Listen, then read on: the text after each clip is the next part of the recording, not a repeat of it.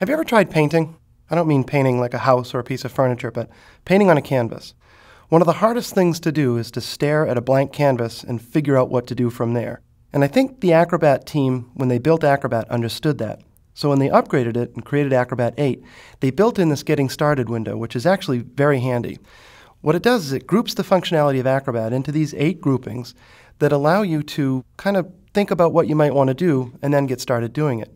So for example, I think I might want to combine some files. Well, I can click on, oh, here we go, Combine Files. And the panel then changes its focus onto combining files and starts to give me some advice about that process. So let's see, I want to create something that looks very much like a legal document. Well, here we've got this information on legal documents. I can read that.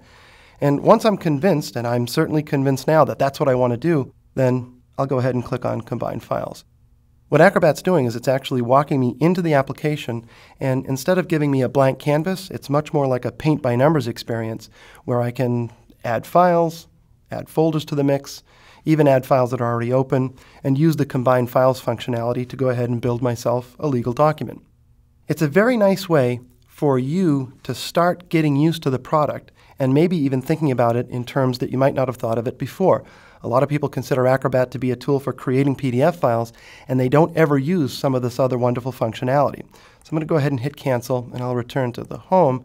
If you're ever sitting around with a quiet moment, it might be worth opening this dialog box back up and clicking one of these buttons and just kind of reading about the functionality there. Not because it's necessarily going to teach you something you didn't know, although it might, but because it might give you an idea that you didn't have about how to use this product in your workflow.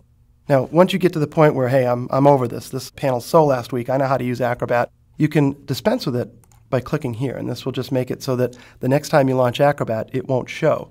We'll go ahead and put it away, because once you get over yourself and you realize that nothing is so last week, there's always something to gain by learning something more about an application that you want to use. You can always bring it back, and to do so, just go to the Help menu and choose Getting Started with Adobe Acrobat 8. And then again, you can go ahead and click on one of these buttons to learn more about a product that you may be using but may not be taking full advantage of. So let's put this away. Inside the Lesson 3 folder, and you'll find that in the Part 1 folder of the project files that you installed on your hard drive, there's a PDF file. And we're going to get started by just opening that file. Before you start doing the things that Acrobat can do, it's important to understand how Acrobat works, because partially, I just want to point out that there are tools in there that you might want to take advantage of, but also, if you set Acrobat up to work the way that you want to work, you're going to be able to get more out of it. And so we're going to talk about in this lesson how to navigate around a PDF file, and also how to customize the experience to make Acrobat so that once you've decided that you want to do something like collect files together or use the functionality that the Getting Started window pointed out, that you can do so as efficiently as possible.